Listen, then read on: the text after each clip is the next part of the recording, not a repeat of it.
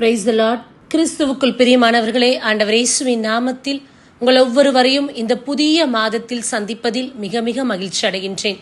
9 மாதத்தை முடித்து இந்த வருடத்தின் 10ஆம் மாதத்துக்குள் அடியெடுத்து வைத்திருக்கின்றோம். ஆண்டவருடைய கிருபையும் தயவும் எவ்வளவாய் நம்மை தாங்கி வழிநடத்தி இருக்கின்றார். அவருடைய கிருபைதான் இம்மட்டுமாய் இத்தனை தூரங்கள் நாம் கடந்து வந்திருக்கின்றோம். இதோ எத்தனையோ நபர்கள் இந்த புதிய மாதத்தை காணாதபடி மரித்து போயிருக்கின்றார்கள். தேவன் நம் ஒவ்வொருவரையும் பெயர் சொல்லி அழைத்து இந்த புதிய அக்டோபர் மாதத்துக்குள் அடியெடுத்து வைக்க நம்மை ஆசீர்வாதமாய் வழிநடத்தி இருக்கின்றார். அப்பேற்பட்ட தேவனுக்கு நன்றி சொல்ல மறந்துவிட வேண்டாம். இந்த மாதம் நமக்கென்று ஆண்டவர் கொடுத்த வாக்கு தத்தம் இன்னதென்றால், எபிரேயர் அதிகாரம் 6 இறைவார்த்தை 15, இதன்படி அவரும் பொறுமையோடு காத்திருந்து பின் கடவுள் வாக்களித்ததை பெற்றுக்கொண்டார். ஹல்லேலூயா, ஹல்லேலூயா. இந்த மாதத்துக்கான தலைப்பு என்னதென்றால், நீ காத்திருந்ததை உன் கையில் தருவார். ஆமேன். நீங்கள் இவ்வளவு நாள் காத்திருந்த காத்திருப்பை இறைவன் உங்கள் கையில் தரப்போகின்றார். நிறைய நாட்கள் ஏதோ ஒரு காரியத்திற்காக நாம் காத்திருந்திருக்கலாம். அந்த காரியம் நிறைவேறும் காலம் வந்துவிட்டது. இதுவே அதற்கான பொற்காலம்.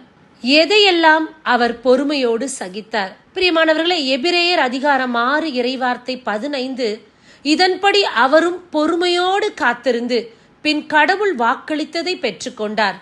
யார் பொறுமையோடு காத்திருந்து பின்பு கடவுள் வாக்களித்ததை பெற்றுக்கொண்டார்? ஆபிரகாம் ஆண்டவருடைய சமூகத்தில் பொறுமையோடு காத்திருந்தார். எதையெல்லாம் அவர் பொறுமையோடு சகித்தார்? நிந்தனையை, வேதனையை, வெட்கத்தை, துன்பங்களை இத்தனையும் சகித்து பின்பு வாக்குத்தத்தம் பண்ணப்பட்டதை பெற்றுக்கொண்டார். இப்போது நீங்களும் சொல்லுங்கள், நானும் பெறுவேன் என்று. விவிலியத்தில் காத்திருந்தவர்களில் முக்கியமானவர்களில் நோவா. நோவா 120 வருடம் ஒரே ஒரு வேலையை செய்தார். எத்தனை நிந்தனைகள் இருந்திருக்கும், எவ்வளவு அவமானங்கள் இருந்திருக்கும், அவதூறான வார்த்தைகள் இருந்திருக்கும். எத்தனை பேர் நோவாவை இழிவுபடுத்தி இருப்பார்கள். அனைத்தையும் பொறுமையோடு காத்திருந்தார். ஏதோ ஒரு இயற்கையின் அழிவிருக்கின்றது, இதற்காகத்தான் இதை ஆண்டவர் செய்ய சொல்லி இருக்கின்றார் என்று பொறுமையோடு நெடுங்காலமாய் அவர் காத்திருந்தார். பின்பு வாக்களித்ததை பெற்றுக்கொண்டார். ஹல்லேலூயா. யார் என்ன சொன்னாலும் ஆண்டவர் சொன்னதை அவருடைய வாழ்வில் நிறைவேற்றினார். அவரும் அதற்காக பொறுமையோடு இருந்து அதை பெற்றுக்கொண்டார். ஒருவேளை நமக்கும் இந்த மாதமே நிறைவேறலாம் நாம் காத்திருக்கக்கூடிய காரியங்கள். நீங்கள் எதிர்பார்த்து காத்திருக்கும் காரியத்தில் ஆண்டவருடைய வல்லமை அதிவிரைவாக செயல்பட்டு உங்களுக்கு அதிசயமான காரியங்களை செய்ய போகின்றது. யோசேபை பார்க்கின்றோம். யோசேபு சிறையில் இருக்கின்றார். அடுத்த நாள் அவர் பெரிய அதிகாரியாக போகிறார் என்று அவர் யோசிக்கவே இல்லை. 13 வருடங்களின் துன்பத்திற்கு பிறகு ஆண்டவர் அவருக்கென்று வைத்திருந்த மகத்துவத்தில் மிக ஆச்சரியமாய் அவரை நிற்க செய்தார். யோசேபின் காத்திருப்பு பலனற்றதாய் போகவில்லை. அவருடைய சிந்தனைக்கு அப்பாற்பட்ட விதத்தில் ஆண்டவர் அவரை நடத்தினார். ஒன்று மட்டும்தான், நீங்கள் உண்மையுள்ளவர்களாய் இருக்க வேண்டும்.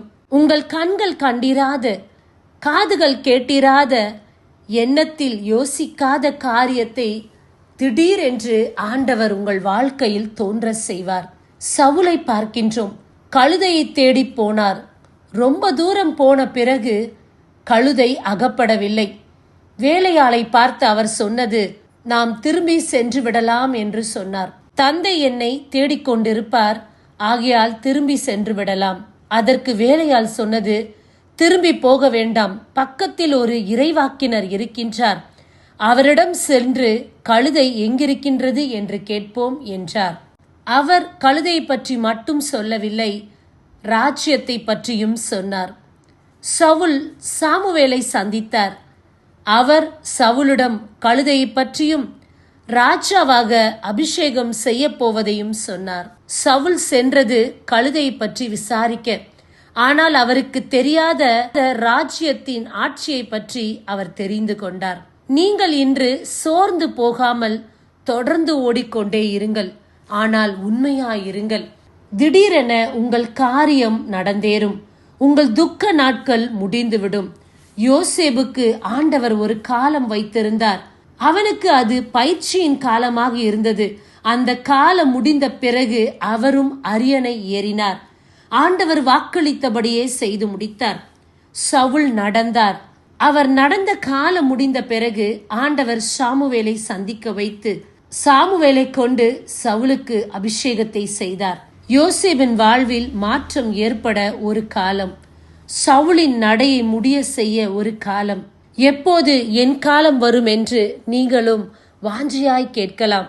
அது நிச்சயமாக வரும். இன்று, நாளை அல்லது நாளை மறுநாள். ஆனால் அதுவரை ஓடிக்கொண்டே இருங்கள். பயிற்சியோடு இருங்கள். உண்மையாயிருங்கள். நிச்சயமாக ஆண்டவர் வாக்களித்ததை நீங்கள் பெற்றுக்கொள்வீர்கள். இந்த உலகத்தில் இருக்கக்கூடிய சாதாரண மனிதரே ஏதோ ஒரு விஷயத்தில் அவர்கள் நினைத்ததை பெற்றுக்கொள்ளும் போது, நீங்கள் உடன்படிக்கையின் மக்கள், ஆண்டவருடைய இரத்தத்தால் மீட்கப்பட்டவர்கள். நிச்சயமாகவே ஆண்டவரின் வாக்கு நடந்தே தீரும்.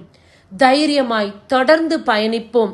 ஆண்டவர் சொன்னது நம்முடைய வாழ்வில் இதோ இந்த நாட்களில் நிறைவேறப் போகின்றது. இதுவே ஆண்டவர் நமக்கு வாக்களித்ததை நிறைவேற்றக்கூடிய பொற்காலமாய் இருக்கின்றது. நம்பிக்கையோடு தொடர்ந்து ஓடுவோம்.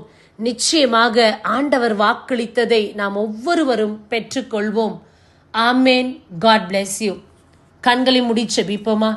அன்பே உருவான இறைவா, புதியதொரு மாதத்தை கொடுத்து அருமையான வாக்குத்தத்தத்தை கொடுத்ததற்காக உமக்கு கோடான கோடி நன்றி செலுத்துகின்றோம். இதோ இந்த வாக்குத்தத்தத்தின் படியே நாங்கள் காத்திருந்த ஒவ்வொரு காரியத்தை இந்த